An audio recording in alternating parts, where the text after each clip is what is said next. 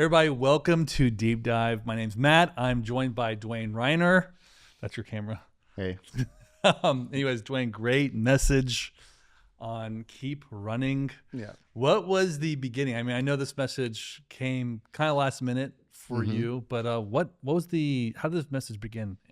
It was an idea that I try to keep ideas when I'm reading the Bible or doing prayer or something. I'll have an idea and I'll just jot a little bit down and come back to it later if I know I'm going to preach. And so this one had I think what stuck out to me was that concept of the great cloud of witnesses and sort of the idea that he was encouraging them to keep persevering and keep running, and the idea that you're running and you're not alone, and that you have this idea of this.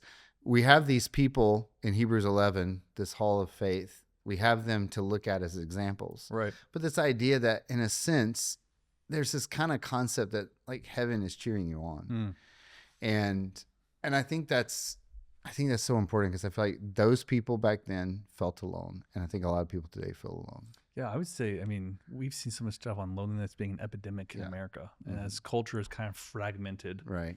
I blame the internet. Yeah. I mean, I really do.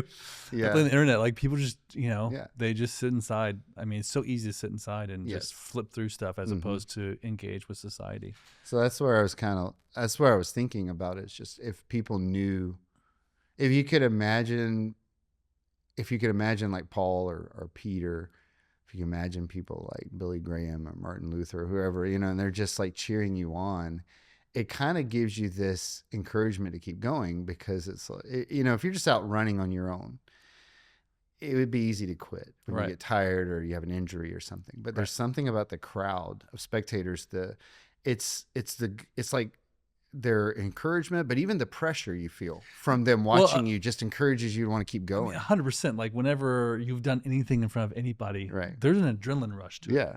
Like, you get a surge. I mean, speaking in front of thousands of people on stage on Sunday morning is different than talking to your small group of 10 people. Yeah. It just, when there's a crowd watching you, you're like, I gotta. Yeah, there was, and I think some of the scholars I was reading that were talking about Hebrews, they think that was a little bit of, I didn't get a chance to really go into it, but that was a little bit of what he was talking about was, hey, there's a little pressure here of hey, these guys are watching you. These guys went through it. These guys did it. And now you have a little bit of a pressure to keep it going. You've been passed the baton. So you have a little bit of a challenge before you. And so not just they're cheering you on. No, but they're also hey bud, there's an expectation. Everybody's watching. Yeah.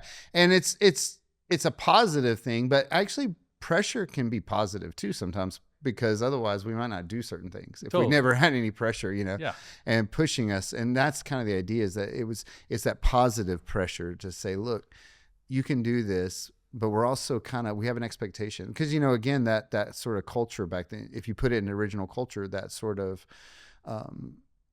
honor culture they had, there was an expectation there of hey, these people are watching you go. Well, I mean, you even mentioned a point when people start running, they usually join run clubs. It's a lot so of much times, easier or a bike club, something to keep you going, because there is pressure and there's social accountability to say I committed to something and I let other people know about it. Right. Now I'm because sometimes I'll commit to things and just not tell anybody. Right.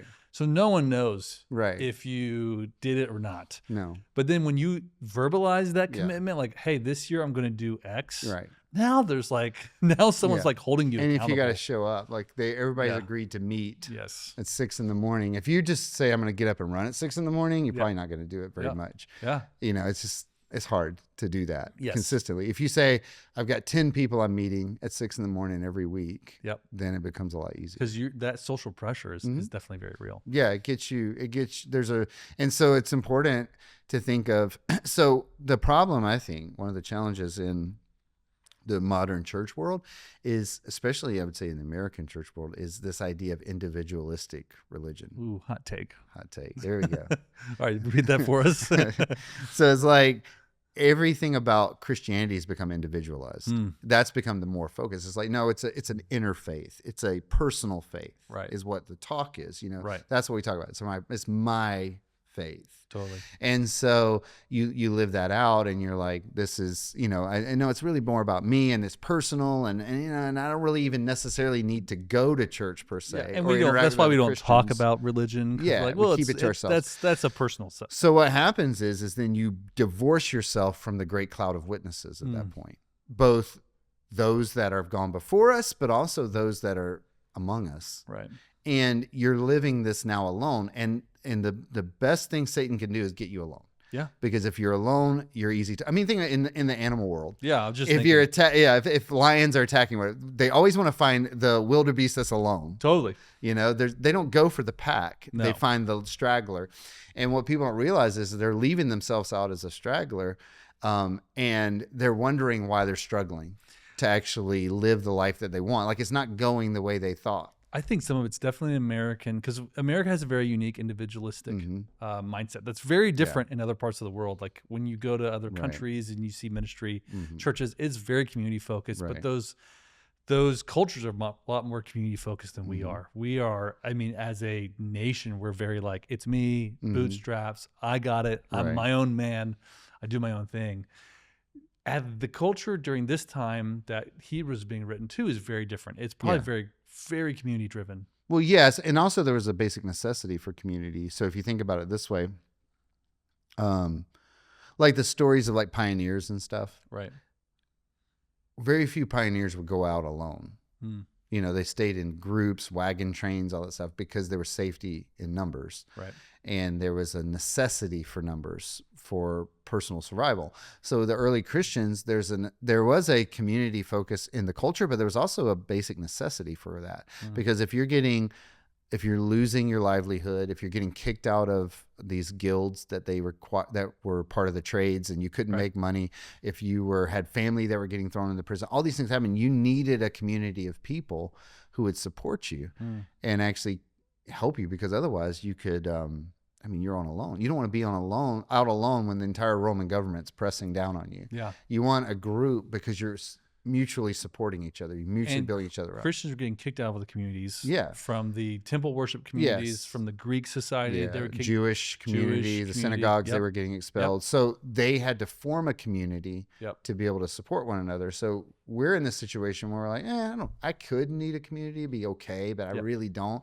And because we've somewhat not had that felt need for the community. But it's a little bit of a mirage, because we need that community now more than ever. Even though we may not have those same pressures, we have different kinds of pressures. That's why we push, come to church. Right. Get involved, find a group, find a circle. And it's not because it pumps our numbers up or like, oh, that's what we want. We just want people in church. Right. It's because we know what church does for you when you're surrounded by a great cloud of witness here. Of people all pushing in the same direction. It's far more encouraging, and it can strengthen you. Well, remember Hebrews. The church is one thing we don't understand is we hear the numbers of like 3,000 were saved or whatever, 5,000 were saved. And so that makes us then begin to think, oh, did they have a bunch of mega churches back then? It's like, no, that in the cities, even in Rome at the time of Paul, like the church was really small. You're like this gigantic city, and maybe you have 100 Christians there in a church, maybe. Right. Maybe some of these cities you have 15 or 20. So we're talking about very small groups. And yet the writer of Hebrews says, remember, don't forsake the assembling. He actually has that in the letter. That's part of the process. Okay, if you think about it. So he's not saying don't forsake it so you can have big numbers, because they weren't going to have big numbers. Right. They were going to have 15, 20, maybe 30, and they were going to keep reaching people. But it wasn't for that. It was because you need each other. You need each other because there's a there is a personal element to faith, salvation, all that, of course. But there is a corporate element to the Christian life that cannot be divorced from it. It was never intended to be divorced from it. And we've sort of de-emphasized the corporate and emphasized the individual. And the Bible never says that. The Bible says both sides are important and don't negate that corporate part. What's going on in Hebrews when this letter's written? Who wrote the letter? I know it's debatable. Yeah, we don't know for sure. But we think it's Paul? Well, most people say no. Really? Well, because of the Greek. Gotcha. So the Greek language, the way he wrote his Greek letters, Yeah. the way he wrote his Greek and his other letters, where we're really confident it was him, Yep. doesn't match the Greek and Hebrews. Gotcha. So it's possible. So there's a couple of different theories, but one that I think could make a lot of sense is that Paul may have had a lot of influence over the content, just in the nature of teaching, and that possibly Luke wrote it. Oh, okay. Wow. Possibly. I love Hebrew. It's such a well written, but it is very different than Paul's letters. There is a different feel, especially if you read the actual Greek. It's a difference in the way the wording it's used, the way the grammar is structured, all that kind of stuff. Thematically, though, it's very Paulian, which would make sense if he had a lot of influence. Some people think it could even been Barnabas. Really? Yeah, because of in that. And then it's called the letter to the Hebrews. So a lot of people tend to think it was written specifically to Jewish people, but we don't really know that for sure. Okay. It's never explicitly stated. Okay. The only thing is there are a lot of Jewish references in it. Right. So because he does go back through the Old Testament and kind of pull but, up, like, don't forget these guys. Yeah. So it is possible that it was a mixed group of Jewish Christians and Gentile Christians. Right. That's not improbable. Some people think they could have been located in Rome. Okay. But one other thought that makes a lot of sense is it could have been a church of former Jewish priests located somewhere like Antioch, in Syria, because there's a group. I don't know if in Acts 6 there's a group. It mentions a group of priests, a number of priests who convert to following Jesus. Yeah. And so it's possible because of all the priestly references, he could have been writing to some old priests and stuff, and they were thinking about going back to their old way of life under the law. And he's saying, no, you got to keep going. Yeah. So I think regardless, there's a lot of applicability to anybody. But it's one of those books that wasn't expressly stated. Could have been that they were not singled out because they were going through such persecution. They didn't want to have a written down that's interesting, kind of record of who they were. Yeah. It was probably, and most people think it was probably written before the fall of Jerusalem. So, was this before? This is before Nero, and like Paul is beheaded and all that. It would have been probably. It might have been slightly after Paul, because there was a lot of persecution that hit the church when Rome burned, right? Yeah. So it's possible that it's right in a similar time, like maybe. We don't know for sure, but maybe in like that 64-ish range, AD, which would have put it a few years before the Jewish War, which would have made sense that it didn't mention anything about that. Yep. Because that would have been if it were mostly sent to Jewish people, that would have been a very seminal event that they would have talked about, probably, or at least referenced in some way, and it wasn't. So I loved how you referenced sin as a drag. Yeah. Like not or a weight. Mm-hmm. And one of the things I loved your list. You had like worry. Yeah. You had need for approval, which I think is a big one. Would you say pain is one? Because if you think about like if you're running and if you have pain somewhere, it's hard to run. I think it might be like the fear of pain. Yeah. Or what about like emotional pain? Because sometimes people have gone through like emotional stuff, maybe haven't been healed yet. Yeah. I think it could be. Or fear of pain. I think it's like that if you allow the pain, whether it's emotional or physical, to become your identity, that's when it becomes a hindrance, I think. Because we all have a universal experience with pain of all sorts. So none of that is inherently wrong. Right. Yeah, I see what you're saying. And it's not even that pain is like, I think we have to be careful with pain that we are so scared of it that we avoid it at all costs, because that can become a hindrance. Because sometimes there are going to be things we have to do that are going to create painful situations. Right. I mean, the Christians, in order to stand up to a very bad government, like there were situations where they were talking about, I was listening to somebody talk the other day. They were talking about the, before Constantine took over. Okay. In the later stages of the Roman Empire, like 300s. Yeah. So there was Domitian was it's called history, people. Yes. This happened in history podcast. Heyo. No, so it was like, I think it was Emperor Domitian or whatever, but he did one of the most severe persecutions of the church. And they were forcing people to come to the temple, and everyone had to come and offer a sacrifice to Caesar, basically as a god. Yeah. And he did this because he knew the Christians wouldn't do it. And it was a way to single them out so that then they could be killed or imprisoned. So for them to stay true. So for them to do that, though, would have been to deny Christ. Yep.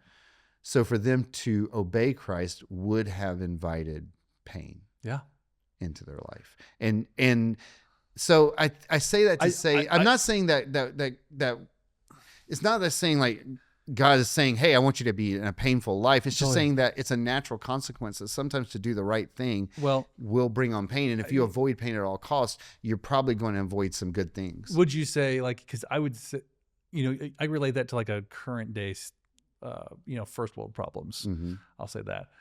I set up boundaries with some family members, and all of a sudden there's pain involved because maybe a relationship's hurt or broken, or maybe you're dating someone who's not a Christian. Yeah. And they're taking you and they have an unwillingness to come to Christ. They have an unwillingness to even go to church. Right. So they're going to always drag you further away from Jesus. Yeah. You're never going to drag them further towards him if they are that set on it. Yeah. So you may have to break up with them. Yeah. And that's painful. And that's going to be painful. And so God never promised us a pain-free life. No, there's definitely no. I mean, Jesus says, in this world you will have trouble.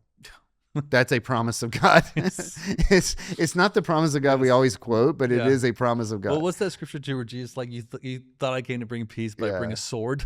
Yeah, because he basically meaning I'm going to have to break down some systems that for us to be able to become what we are, you can't operate the way you were. Mm.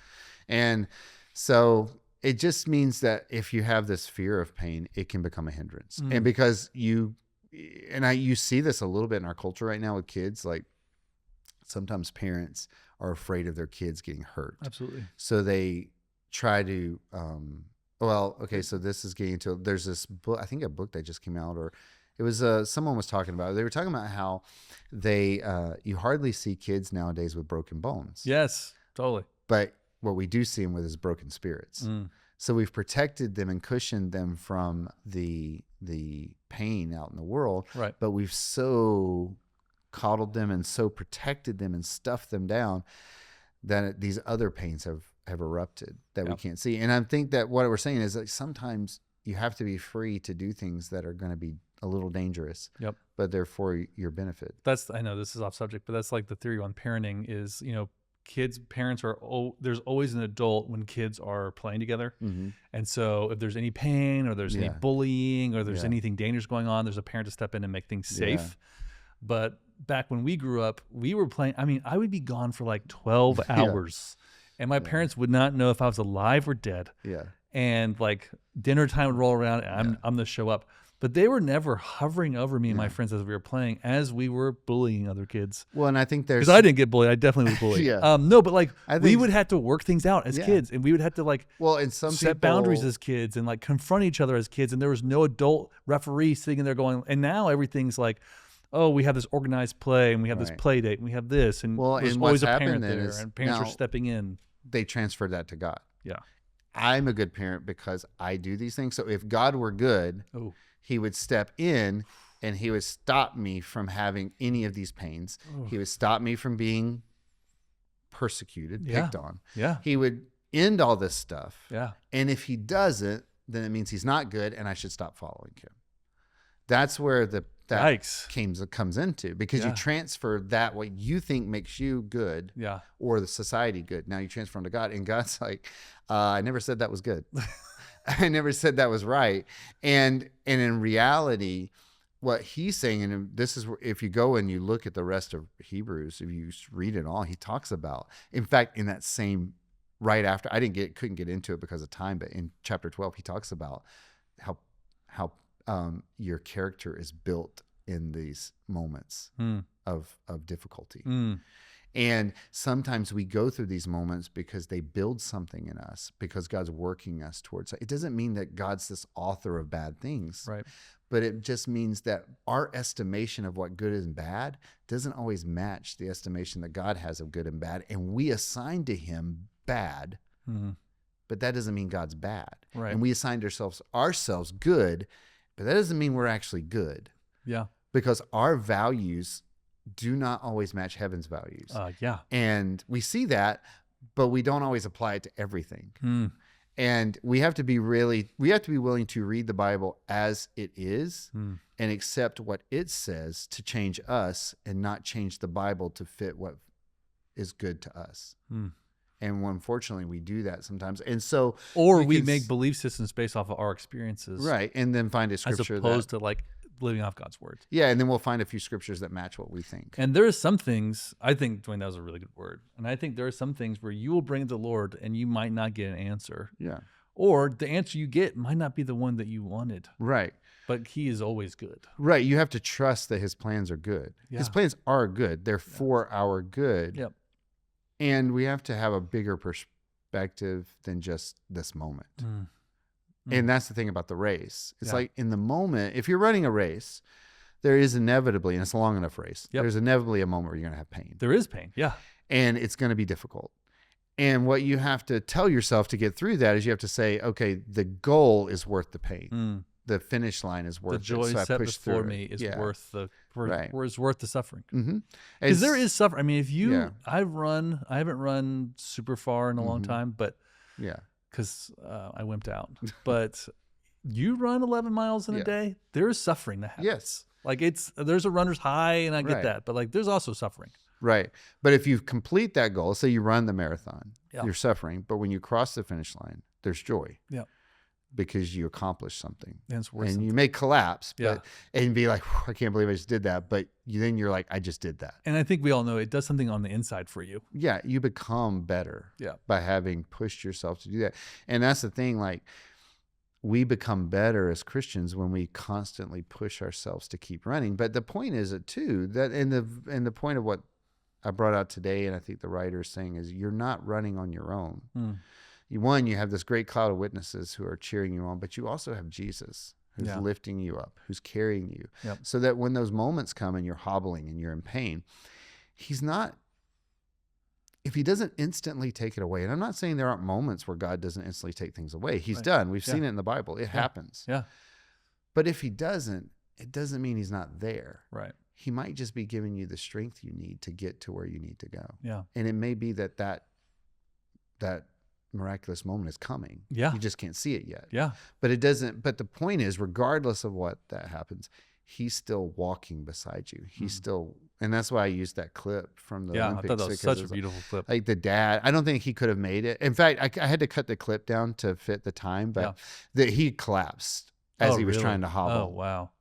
And he gets back up and he tries to go. Oh, And that's when his dad, you could tell he wasn't going to make it. yeah. And that's when his dad grabs him. And then that's how I feel it's like us. It's like there's moments where we feel like we're just not going to make it. Mm. But that's when we got to remember that Jesus is with us. He's beside us. You know, he says, I walk with you in the Psalm. You walk, through the valley of shadow of death, but I'll fear no evil, for I'm with you. Yeah. That's the point. It's still the valley of the shadow of death. Yeah. It wasn't You're still walking. It wasn't the mountain of happy rainbows. Like that's the deal. It's like we say, well, yeah, you're walking with us in the mountain of wonderful joys. It's I'm like, right there with you. Yeah. But when it gets hard, Jesus is like, hey, Yeah, I'm on the bounce. Yeah, he says, even though you Yeah. walk through the valley of shadow of death, you're with me. And that's the point. He walks us through it. But the point is it's through it. Mm. Dwayne, last question. How do I intentionally focus on Jesus? Like, what's some practical things I could do to focus on Jesus? Well, I think like what I brought up in the sermon about the original Greek, that looking to Jesus carried Yes. the idea of looking away from other things. Yeah. Is don't be divided in your focus. So if you have anything in your life that you put of the same esteem or the same value as Jesus, you're not looking to Jesus. Mm.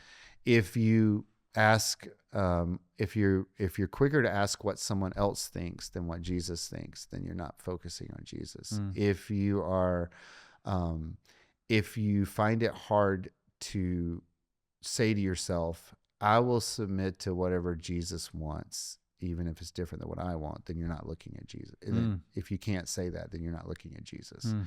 You see, that's the thing. It's like sometimes we like this kind of half thing where it's like, I am a Jesus person, but I mean, I just don't like it when he tells me what to do and stuff. So I just kind of do my own thing, but I'm a Jesus guy. Yeah. And it's like, I mean, didn't Jesus say, like, obey my word? yeah, Like, that's the thing. if you love me, you'll do what I say. Yes. Yeah, that's the I mean, point. he broke it down really simply. Yeah. And that's where I think we've lost some things, is that we don't really put the emphasis on obedience as much as we should. And so if you're not being obedient, well, one, it's really easy. We're always like, what is God saying? Well, start with the Bible. Yep. That's the clearest way. Like, you never have to wonder what God's saying. Right. So start with the Bible. If you're not doing what Jesus said in the Bible, you're not on the right track. Right. And so you're not looking at Jesus. So the best way to look at Jesus is start by reading the Bible.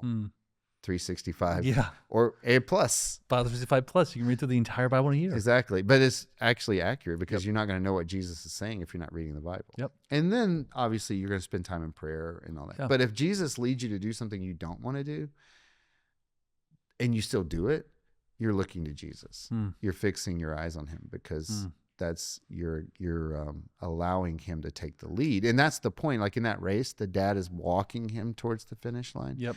That's with us.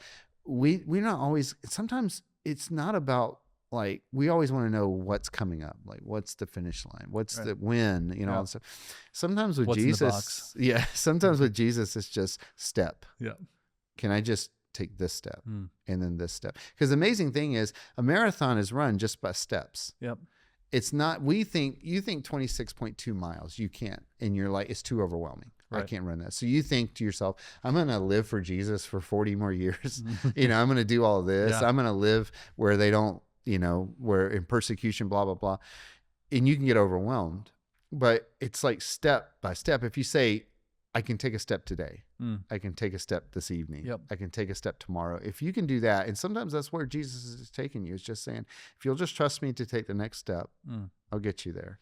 And that's looking to Jesus. I think it's something that we can probably ask too and say, Jesus, show me what my next step is. If you don't know what it is, I think the Bible's the best way to start. But also you can just ask the Lord, like, what's my next step? Like, and he will speak to you and you'll hear his voice. Yeah. And I think you have to, and that's where you have faith. You're like, I trust Jesus's character to speak to me through his word and through prayer. And I believe that God's character is not one to leave me alone or leave me confused. Yeah. Like God is not a God of confusion. No. And so while we may not know everything, we don't necessarily have to be confused about the next step. Yeah. And that's the key. It's like sometimes people are like, oh, I'm just so confused because I don't know what God wants. It's like, but you're trying to worry about 10 years from now, and God's saying, can you do tomorrow? Yeah. I don't know how much trouble I've gotten into trying to think out 5-10 years. I don't even have a 5-year plan anymore. Yeah. It's just like, what does the Lord want? If I can do what the Lord wants daily and just be submissive to that, I feel like that's a win in life. You don't see Paul rolling out 5-year plans. Well, even when he did have plans, the Lord changed him. Remember, he was going to go he was going to go back to the churches, and the guy from Macedonia and the dream, and God changed it up. So then it happens. What does it say? It's like, you say, I'm going to do this and that and trade in this city next year. Yeah. It's like, be careful of that. It's like, bro, you have no idea what you're going to do. Yeah. And so that's where you have to, it's okay to think, but you got to be willing to pivot. Yeah. So that's where I'm at. Hey, great message. Cool. Thanks. Dwayne, thank you for joining us. Deep dive. We're trying to bring these to you on a week in, week out basis. Thank you. We'll see you guys hopefully next week.